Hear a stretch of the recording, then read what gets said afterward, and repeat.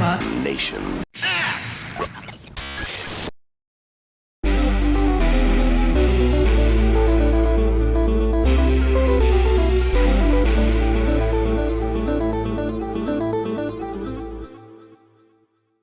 Hey, what's up everybody? This is Supremejudge doing a video today about the scaling problems with the Super MVS Converter 2.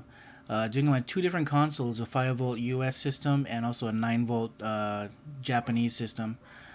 This game right here is Art of Fighting. This is with the 5-volt console. It's via composite video because it wasn't a modded console or anything. But as you can see right here, when it zooms out like that, you can see slight scaling. The problem with doing it via composite video is that it has some smoothing capabilities, so it's not very evident as it would be with S video, but you can kind of see that there is some scaling problems where he looks a little jagged, and you'll see that in some parts when it zooms out. There was a lot of skepticism about people saying that the scaling problems were only affecting a certain serial number range or board revision. This 5-volt console here is actually a first revision AES system, and the 9-volt system is actually a 3-6, which is the last revision. And you'll actually see in both videos that the scaling is actually present in both.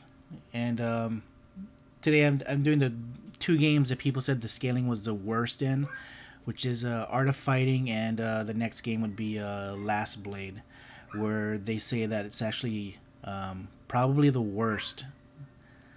And I don't know why I'm doing 3 rounds here, but you can just watch my horrible Art of Fighting skills, I guess, because I am horrible at this game. In like 1990-91, I used to actually play I think it was Fatal Fury. I didn't really play Art of Fighting much, as you can probably tell. I always whenever I did play Art of Fighting, I used to always get killed by I think it was Lee, just get murdered by him. So this is the windscreen.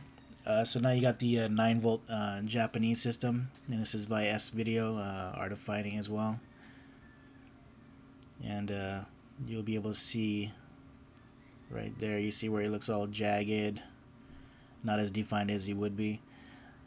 That's the scaling problem that people are talking about.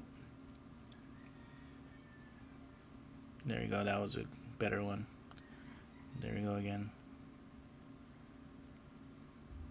I'm talking about the scaling, not my playing, obviously.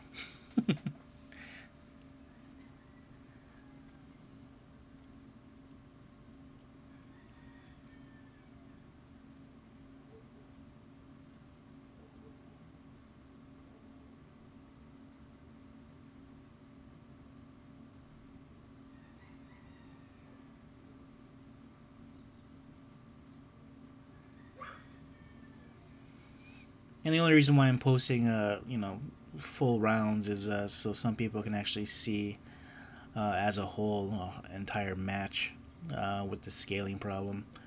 I didn't want to just post, one round, and then some people still not convinced that the scaling problem exists over every revision. I did have another revision. I had a 3-3 board, and it also had the scaling problem, so I can tell you this much, that it is over all revisions. Here we have Last Blade, which by far in my opinion has the worst scaling. And you'll see here, this is with composite, and right there you can see how it looks like it's like really distorted looking, especially if you look at the trees in the background. You'll really see the scaling problems. And this is via composite, so I mean, if the scaling is this bad with composite, that's really horrible scaling. And this is me playing Lee, because he reminds me of my favorite Hong Kong star, which is Donnie Yen. Reminds me of when he was in Iron Monkey. See right there, you can see all that really bad scaling. On a side note though, I still prefer Last Blade over Last Blade 2. I mean, I think it's more balanced. Last Blade 2, it, I don't know what happened in Last Blade 2. To me, it had the what I like to call the Street Fighter Alpha 3 effect, which is Street Fighter Alpha 2 was a way more balanced game, and then Street Fighter Alpha 3 got this ridiculous ridiculously overdone fighting system. Oh, right there, you can see that horrible scaling right there. Where everything just got ridiculous. So I still prefer the previous release. And it appears that I keep doing the same combo over and over. I don't know why I was doing this. It's been so long since I played Last Blade. I usually play Mark of the Wolves, or as of recently, I've been playing Samurai Showdown 3, because a fellow on the Neo Geo forums named SMK Dan actually did a fix on Samurai Showdown 3, where he fixed the hit detection problem, and I have to say it made a huge difference in the game. He also has a ROM release, so if you ever want to download the ROM to upgrade the program ROMs on your game, or if you want to play in MAME, go ahead and visit the neogeo.com forums. And he also put a little menu in there that you can actually adjust the damage control overall and for each individual character, because that was another complaint, that the moves were really, really too strong on some moves. So you might want to check that out. And SMK Dan also right now actually has a current project which he's working on a debug BIOS for the Neo Geo CD. So look out for that. I mean, this guy is just taking every job that he can get. I mean, he's just taking over the Neo world right now. I don't know if it's possible, but in the future, hopefully, maybe he can do Hyper Neo Geo 64, BIOS as well. We'll see about that though. But right now, the Neo Geo CD debug BIOS is still in progress right now, so we'll see about that. And yeah, right there, the end pose, you can see the scaling. Oh god, that's horrible. So this should really pretty much clear up everything that people have been saying about the Super MVS Converter 2. People were saying, it's the board revision. Certain board revisions work perfectly fine with no scaling problems, which I call BS. I think it's probably because people aren't playing the games that have the horrible scaling problems.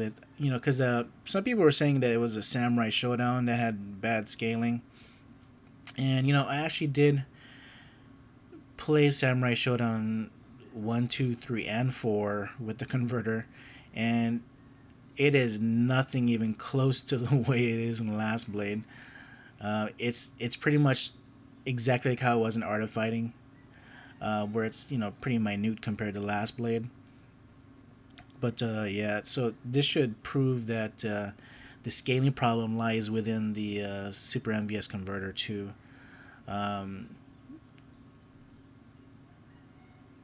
It also should have been known that early on, because if you ever owned a Phantom 1, you never had scaling problems to begin with, as bad as this.